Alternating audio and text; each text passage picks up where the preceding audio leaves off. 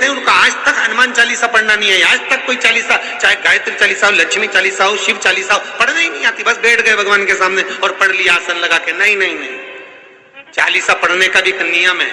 अगर कोई लक्ष्य लेकर पढ़ रहे हो तो उसका एक नियम है। पूरी जिंदगी पढ़ते रहोगे तो भगवान की प्राप्ति नहीं है, पर लक्ष्य लेकर अगर पढ़ा है आसन से, जिस भगवान की चालीसा पढ़ रहे हो उसकी मूर्ति या उसका फोटो आपके सामने होना चाहिए। एक घी का दिया, अगर हनुमान चालीसा पढ़ रहे हो तो या तो घी का दिया जलाओ, वो भी गाय के घी, भैंस के घी का मत जलाना। हनुमान जी कभी प्रकट नहीं होंगे भैंस के घी से। घी का दिया लगाइए अगर चालीसा का पाठ कर रहे हो हनुमान जी का।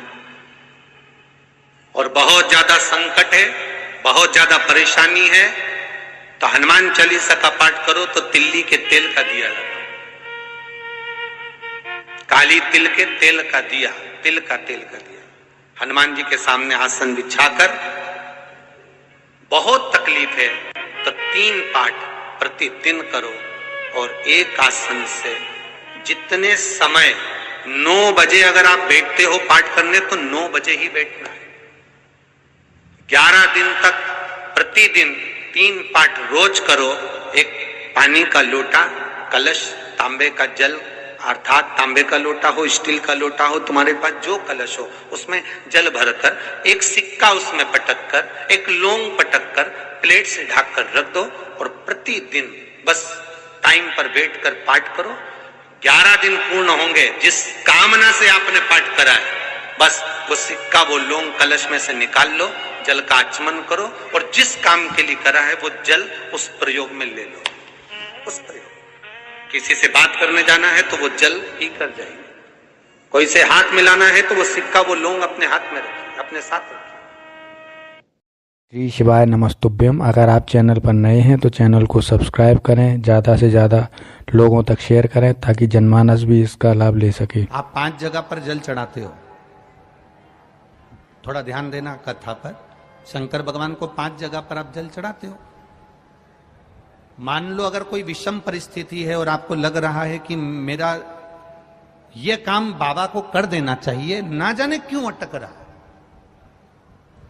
मेरे भोलेनाथ जी को मेरा ये काम कर देना चाहिए, ना जाने क्यों अटक रहा है, तो जो जो जगह पर आप जल समर्पित करते हो, जिस जिस जगह पर आप जल समर्पित करते हो, जैसे गणेश जी की जगह पर जल समर्पित करते हो, सबको मालूम है ना, स्थान तो सबको मालूम है ना गणेश जी का।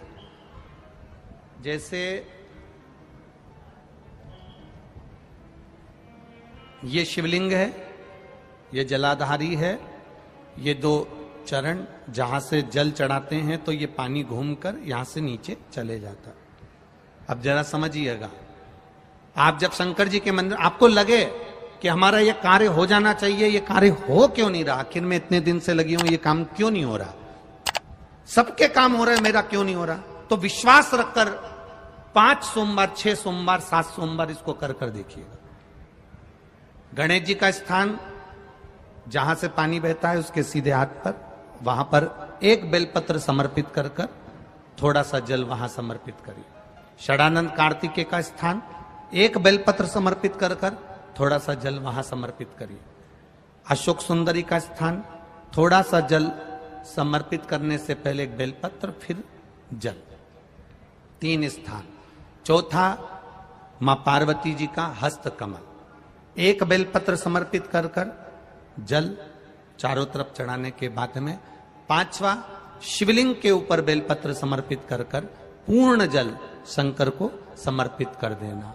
ये 5 स्थान का चढ़ा हुआ जल आपके जो काम अटक रहे हैं, जो कार्य में आपको तकलीफ आ रही है, आप बाबा को बस एक बेलपत्र और एक लोटे जल में से 5 स्थान पर जल समर्पित करने पर आप तुरंत 2 महीना भी नहीं लगेगा, मेरा विश्वास कहता है 15 या 20 दिन में बाबा उसको स्वीकार करेगा। 15 से 20 दिन।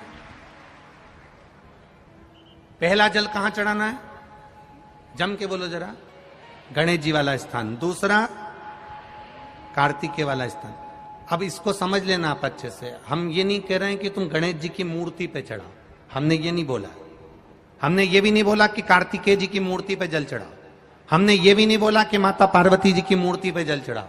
आप तो जो शिवलिंग रखा हुआ है और जो जलाधारी गोल है उस पे जो शिवलिंग रखा है, जहां से पानी बह रहा है, उसके राइट हैंड में गणेश, लेफ्ट हैंड में कार्तिकेय, बीच में अशोक सुंदरी, पार्वती जी का स्थान, हस्तकमल और ये शिवलिंग।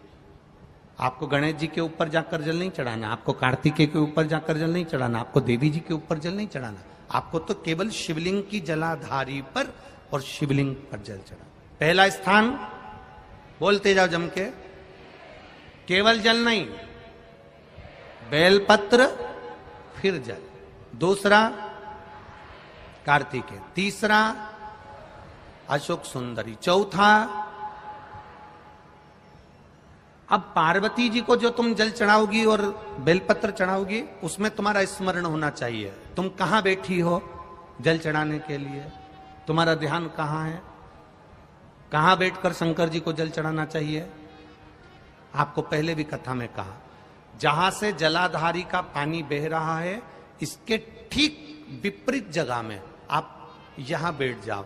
उत्तर दिशा में पानी जाता है तो आप दक्षिण दिशा में बैठकर उत्तर की ओर मुख कर कर बाबा के, मां पार्वती जी के हस्त कमल पर बेलपत्र रखोगी, जल चढ़ाओगी और वहीं से बाबा को तुरंत आनंद के साथ में बेलपत्र चढ़ाकर जल चढ़ाओगी। भले खड़े होकर या वहां जाकर तुम यहां पर जल चढ़ा दो, परंतु उसके बाद में जब आप जल चढ़ाओगी, जब बाबा पार्वती जी को जब बेलपत्र और जल चढ़ाओगी तो आपका मुख कहां होना चाहिए, जहां से पार्वती, जहां से ये जल बहकर जा रहा हो, यहां बैठोगे तो जल जहां बहकर जा रहा है उधर की साइड तुम्हारा मुख हो जाएगा, उत्तर की साइड तुम्हारा मुख हो जाएगा और बाबा को आप जल समर्पित कर।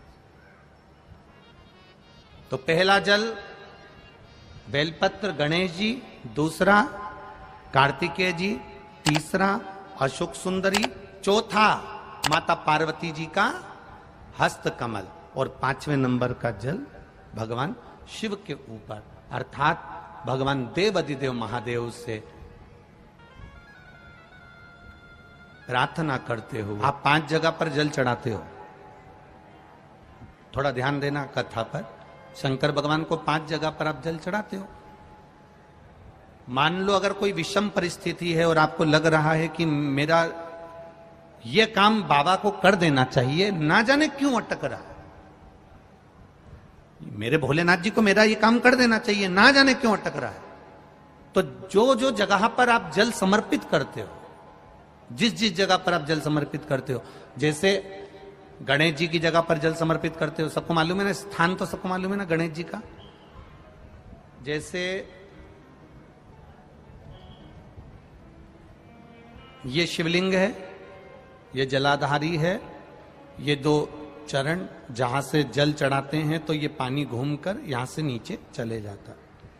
अब जरा समझिएगा, आप जब शंकर जी के मंदिर, आपको लगे कि हमारा ये कार्य हो जाना चाहिए, ये कार्य हो क्यों नहीं रहा, आखिर में इतने दिन से लगी हूं, ये काम क्यों नहीं हो रहा, सबके काम हो रहे, मेरा क्यों नहीं हो रहा, तो विश्वास रखकर 5 सोमवार, 6 सोमवार, 7 सोमवार इसको कर कर देखिएगा। गणेश जी का स्थान जहां से पानी बहता है उसके सीधे हाथ पर, वहां पर एक बेलपत्र समर्पित कर कर थोड़ा सा जल वहां समर्पित करिए।